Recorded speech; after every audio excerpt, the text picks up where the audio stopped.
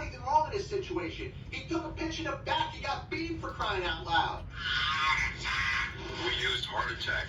Me. Managers on a Major League Baseball team don't make decisions. Could have done without that. Credibility in this situation is worse than losing your job. Was it over when the Germans bombed Pearl Harbor? The castration of the Major League Baseball managers, we know it. Ask me about my win. The Baltimore Ravens end up losing a tough game to the Cincinnati Bengals, a game that the Bengals probably were expected to win. And unfortunately, it came down to a play at the end of the game where quarterback Tyler Huntley fumbled the ball at the goal line as the Ravens were driving. And, of course, a long Sam Hubbard touchdown ended up sealing what became a victory for the Cincinnati Bengals. But what stood out about that more was the comments made by running back JK Dobbins, who obviously didn't have the ball in his hand. And listen, understanding the National Football League and the macho-ness, I guess, of the athlete wanting to have the ball in their hand, there's a certain part of it I can understand. But J.K. Dobbins went way overboard, basically throwing his quarterback, throwing his team under the bus, saying, hey, the ball should have been in my hands. And, like I said, up to a certain point, I'm okay to say, yeah, I would have loved to have a chance there. But J.K. Dobbins using that as a soundboard to blast his team, to basically make it about himself, being the me athlete, saying the ball should have been in my hand, was a bad look. And a bad look to a point where I think the Baltimore Ravens should consider trading him. Now listen, he's not the only player to get traded on that team. And you look at it more and more, and whether the Baltimore Ravens are just bluffing here or just waiting for the ultimate right time to give Lamar Jackson the contract extension that he deserves. Lamar Jackson might be on his way out too. And you certainly, if you're Baltimore, you're going to collect very well for Jackson if you do want to trade him. But once again, it's a decision that Baltimore may be making, that Lamar Jackson, an MVP in this league, in the National Football League, may not be the quarterback of the future. And I've said on this show, and I've stressed it, quarterbacks, you're looking for a big-time quarterback, they're not so easy to find.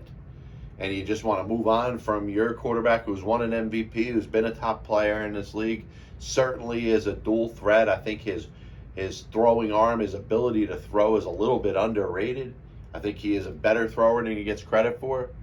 To me, there's about 4 to 6 teams that will be fighting for Lamar Jackson, let alone the other handful of teams that are going to be interested as they consider Jackson an upgrade over the quarterback that they have at the moment. But Dobbins, to me, hasn't proven very much in this league.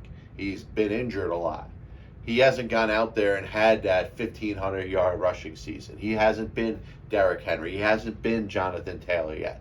So, in my opinion, J.K. Dobbins has not earned the right to speak up about not having the ball in his hands. And if I'm John Harbaugh, if I'm the Baltimore Ravens, I'm looking to move on. I'm looking to move on from J.K. Dobbins. I look at his comments by itself a distraction to what you're looking to build on this team. Gus Edwards is getting a lot of PT. Kenyon Drake is getting a lot of PT in a running back position. Le'Veon Bell was running the ball last year. J.K. Dobbins, I know he's just a second or third year back. He's not even a number one running back in that offense. I know he's had some good games this year. But to me, he has not earned the right to speak up. Point number 2. The Los Angeles Chargers lost a terrible game the other day. You can't be up 27 points in a postseason game and lose, especially up 27-0. It looked like the Chargers were well on their way to victory. And, of course, the Jacksonville Jaguars, credit to Trevor Lawrence, getting 4 interceptions early on in the game and all of a sudden turning it around and leading his team to victory. Doug Peterson, the whole Jacksonville Jaguars squad deserve a ton of credit. But when we're talking about the negative end of this, and you have to, when you're talking about a team that was up 27-0, blew the game, you're looking at the Chargers and their recent history. And it's easy to blame the coach. You want to blame Brandon Staley, that's kind of par for the course. That's what fans do. That's what people in the media do. You want to blame the offensive coordinator, Joe Lombardi, who lost his job. Well, okay. But the hardest person to blame is the player on the field that has the most responsibility out of anybody on both sides of the ball. Outside of the coach, you look at the quarterback. And the quarterback is judged by how often he wins. The quarterback could have very good numbers, but in the end, it's about how many games does the quarterback win. Because, I look at it like this, and I don't believe that Justin Herbert's a bad quarterback by any stretch of the imagination. So that's not my hot take. My take is he deserves some of the blame for what's happened in Los Angeles for the last 3 seasons. He's got a great quarterback rating, yes. He threw for 5,000 yards in 2021. He threw for 4,700 yards this past year. He's got a completion percentage of almost 70%. If you got rid of Justin Herbert, there'd be something wrong with you. So there's no question that Justin Herbert's one of the maybe top 5, top 8, top 10 quarterbacks, depending on how you're putting your list together. But it doesn't absolve him for the blame for this loss. Now, is this loss solely on him? No. But it does impact his legacy. You're looking at a quarterback his first 2 seasons, as hyped up as he's been, and as much as everybody says that this guy is the way, the truth, the path, the future, he hasn't gotten to the playoffs until this opportunity arose this past weekend. And to be up 27-0, I know you want to blame the coaches. I know you want to blame everybody on the field. I know you want to talk about how good of a season Justin Herbert had and how good of a 3 seasons Justin Herbert has had. But the permanent record says that he's played 3 years in the NFL, 2 of whom did not make it to the postseason. This past year, a road playoff game against a team that they should have beat, the Jaguars. Listen, they're playing really good football now. I give them a puncher's chance to compete against the Kansas City Chiefs next weekend. But you're looking at a team that is playing its best football right now. So in the end, are you surprised that the Jaguars beat the Chargers? I'm not going to say that. But in the means that they did it, I think is an indictment on the quarterback. And I'm not saying next year, look at Justin Herbert, and if he doesn't win a Super Bowl, you're going to consider him a bust. There's different conversations you could have about this topic. You could talk about Justin Herbert putting up great numbers in a regular season, but he's nowhere to be found in the playoffs. And if your defense is, well, he only played 1 game, all right, well, let's see where the Los Angeles Chargers go next year. How many coaches are you going to sacrifice for a quarterback that at some point you're going to have to determine whether he's done it or whether he hasn't done it? And that's my point on Justin Herbert. Now, I was watching the Phoenix Suns the other day get beat up pretty good by the Memphis Grizzlies. A couple things stuck in my head when it came to that. The Grizzlies are a very good team. They're a very deep team. They are a better team than the Phoenix Suns at this point. So the fact that the Phoenix Suns, in spite of not having their star backcourt of Devin Booker and Chris Paul, missing key role players in Cameron Payne and Cam Johnson, they were competitive in the first half of this game. And I think that speaks a little bit to the coaching of Monty Williams. But in the end, the Grizzlies, the cream, tended to rise to the top, and the Grizzlies kind of blew them out in the game. But kind of made me go back to one of my talking points on this show. I mentioned it maybe a couple months back. Jae Crowder bailing on his team. Jae Crowder, an important piece to a Phoenix team that was up at the top of the Western Conference over the last couple seasons, decides he doesn't want to play basketball. And my point that I made a couple months ago was, who TF is Jae Crowder? Jae Crowder is not Michael Jordan. Jae Crowder is not LeBron James. Jae Crowder has not earned the right to decide he's not going to play basketball when he's under contract. He has not earned the right to collect a paycheck from the Phoenix Suns while choosing not to play as they look to trade him. Jae Crowder has not earned the right to ask for a trade for anybody, let alone a team that's in the top of the Western Conference over the last couple of years. So you're looking at a Phoenix team at this moment that needs him, certainly needs his leadership, may not need his scoring ability, because it's not like he's going to go out there and score 30 a game, But this is a time where Jae Crowder could be that consummate teammate that he's spoken about. People say, hey, he's a good teammate. He's a glue player. He's a leader. He has proven the antithesis of all of this by deciding not to play for a team that was pretty good last year. It's not like he's playing with a bunch of bums.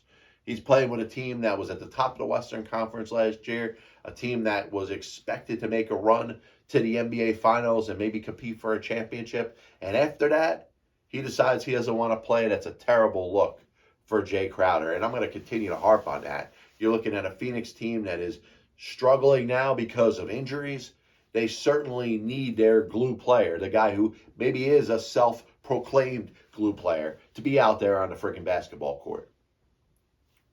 So I'm entering a new segment to the show. We're going to change the music up a little bit. It ain't going to be the same song here, but we're going to get into on this date in sports history and a couple birthdays before we close out the show today. Oh, I melt wax, Cuban link chain, yeah. Breezing through these tracks with the highest of velocity. Play me like Monopoly. Pay me every time you trespass on my property.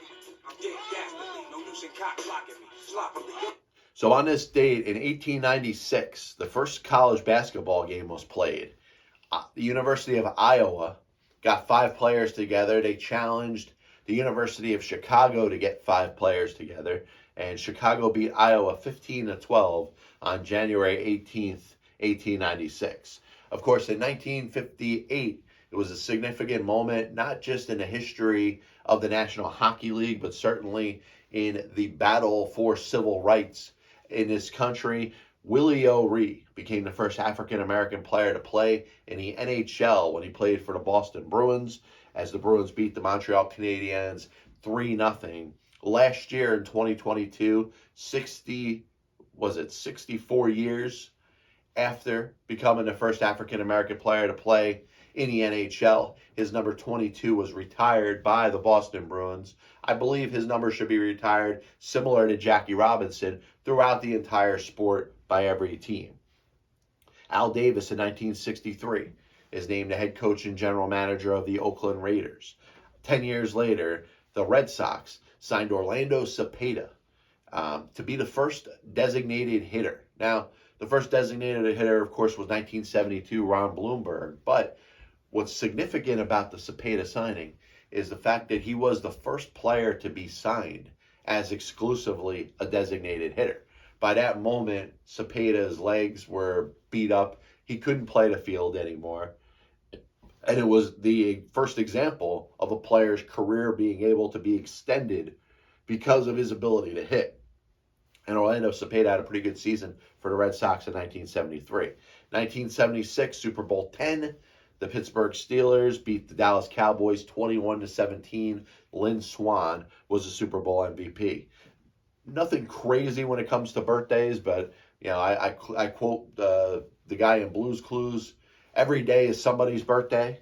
And on the 18th day of January, happy birthday to Brady Anderson, former Major League outfielder, and Gary Trent Jr. of the Toronto Raptors, who I think is going to carve out a better career than his father, Gary Trent Sr. This is the Pass Ball Show, brought to you by JohnPielli.com, by St. Aloysius Church in Jackson, New Jersey, by 2 Ways, 1 Passion food truck located in Scranton, Pennsylvania. Just a reminder, you can catch the Pass Ball Show on YouTube, Spotify, Apple Music, Amazon Music, any way you get your podcasts. God bless you, and as always, I'll see you on the other side.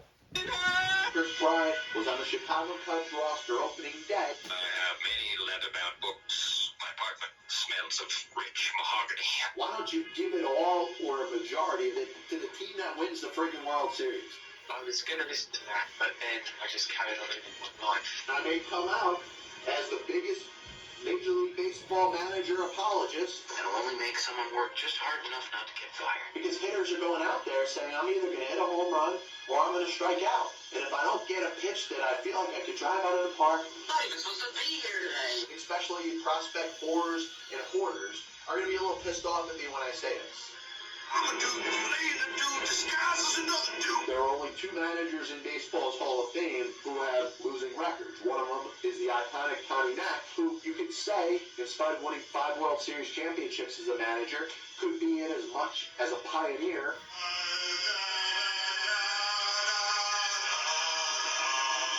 and what side of the spectrum they're on. Were they pitching? Were they batting? If your favorite team was pitching and a ball got inside and hit a batter, there's no way it could have been on purpose. But if you were a fan of the team that was batting and the ball got inside and hit somebody or went behind somebody's head, absolutely 100% unequivocally that pitcher was throwing at him. They put their tail between their legs and decided they're going to do exactly what they're told. You damn well right better give him a contract extension. You damn well right better make him the manager over the next series of years. 35 years ago, I could have loaned your parents some money for an abortion.